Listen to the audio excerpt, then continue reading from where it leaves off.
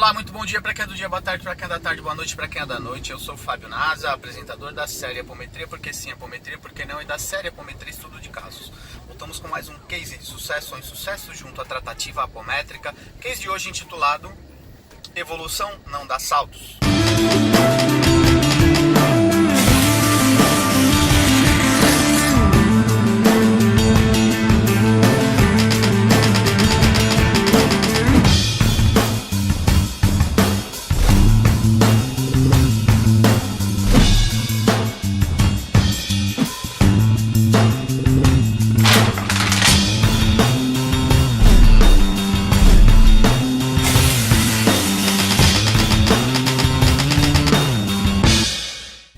Voltamos com mais um case de sucesso ou insucesso junto à tratativa apométrica. Case de hoje intitulado Evolução não dá saltos. Falar um pouquinho aqui da minha trajetória. Eu sou nascido e criado no eixo católico. Aos 19 anos eu rompo com a igreja católica. Eu caso, a minha primeira ex fica grávida, caso a igreja católica e rompo. Fiquei revoltado e emputecido com algumas dinâmicas da igreja católica e fico rompido com a igreja até aproximadamente o término do meu primeiro casamento. Duraram 5 anos, então dos 19 até a casa dos 24, 25 anos.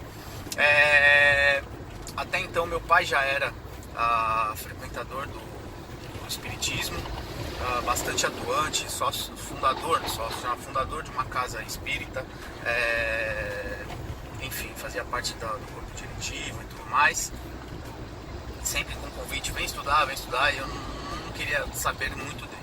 Muito engajado no trabalho, minha vida material sempre tomando umas cacetadas, era um pilar que pegava muito nesta época, e aí eu tomo contato com o kardecismo aí, quando eu começo a namorar com uma médium bastante ostensiva, e até então eu não sabia o que era a mediunidade dela. Fomos forçosamente, né, por algumas questões, passar por um tratamento.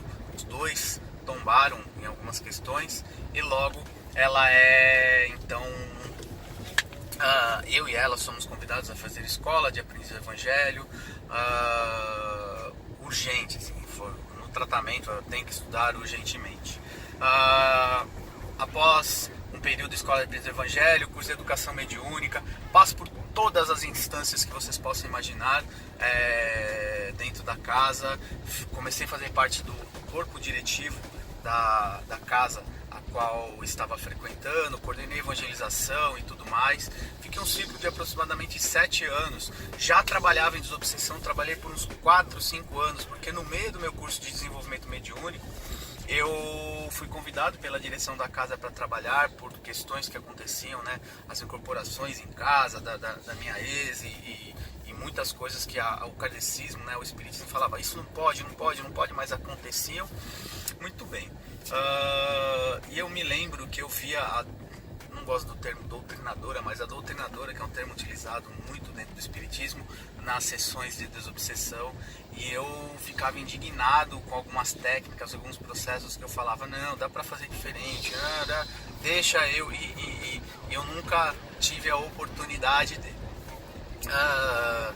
uma casa que tinha um movimento meio controlador, assim, só algumas pessoas faziam alguns movimentos, enfim, característica da casa, ponto. Mais ou menos 7 anos de casa, tomo contato com a apometria, vou estudar numa outra casa, num cunho mais universalista,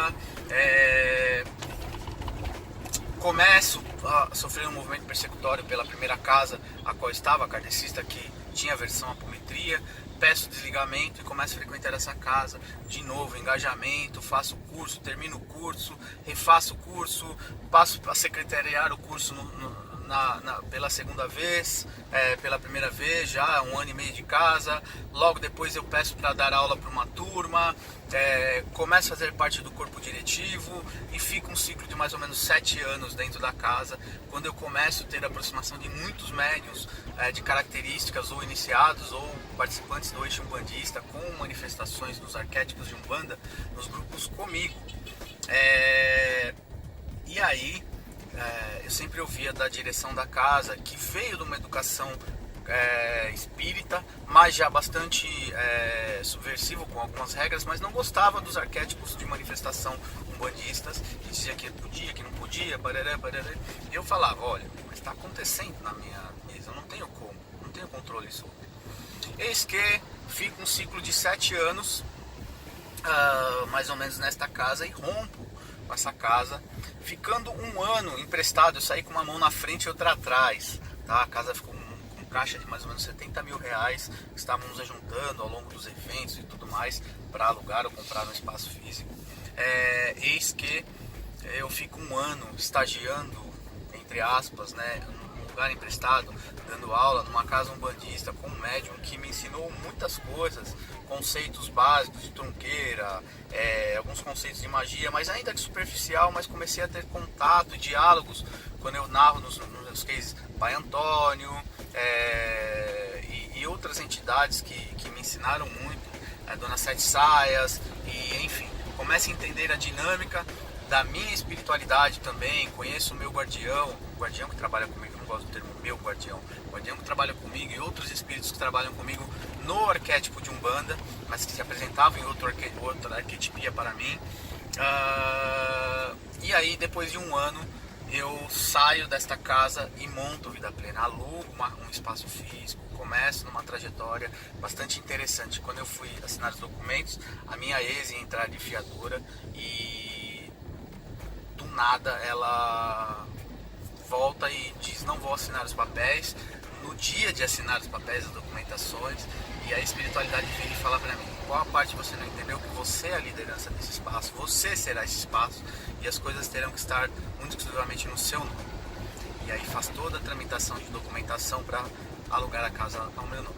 Vida Plena hoje, na temporalidade atual, tem cerca de 3 anos e meio, e no meio do caminho recebo um convite.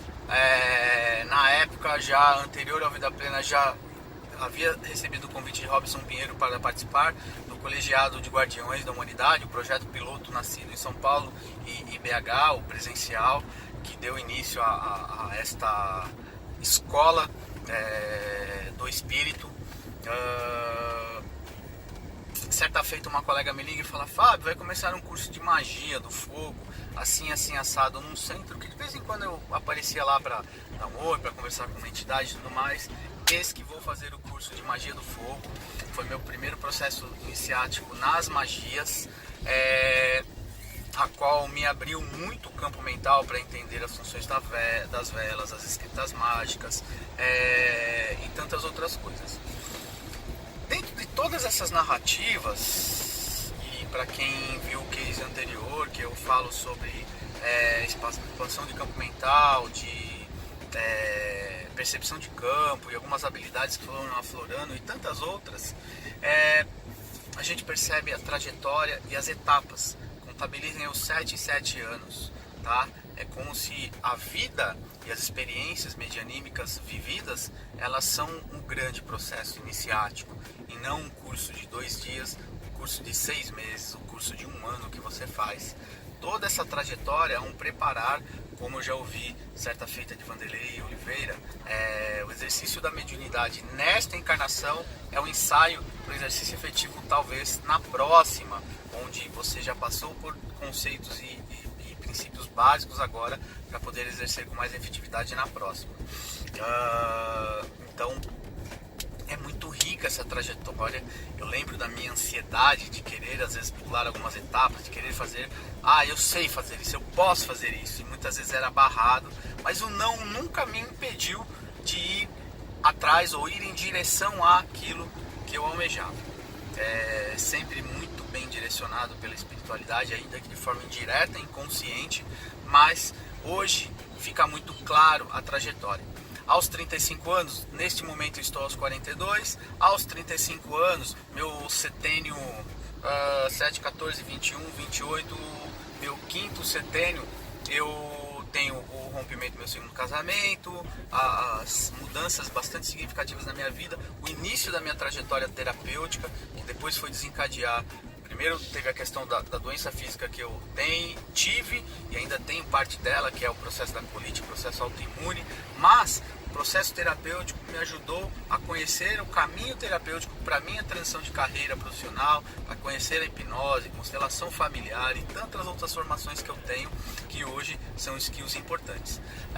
E nesse contexto, ao longo do tempo, o canal do YouTube, neste momento, ele está na casa dos 2, 3 anos, foi um trabalho de lapidação da autoestima para que eu tivesse firmeza e não ter medo de exposição. Hoje, pouco importa o que você acha dos vídeos que eu publico, não no sentido de eu menosprezar a sua opinião, e sim, se houver uma crítica que não seja construtiva, isso não afeta a estima, tá? Não sei, quem tem boca fala o que quer. As críticas são importantes para que a gente aprimore, aprume e tudo mais, mas isso não afeta no sentido de não vou fazer mais, porque eu já ouvi críticas, não pode, um monte de coisa, mas estou aqui expondo situações. Se vocês olharem os primeiros vídeos e olharem esses últimos, assistam os 10 primeiros e assistam os 10 atuais, há uma grande diferença de crescimento, de comunicação e assim por diante. Muito bem, um prazo aí dos 18, então 19 até agora os 42, muita coisa vivida, muita coisa vivenciada.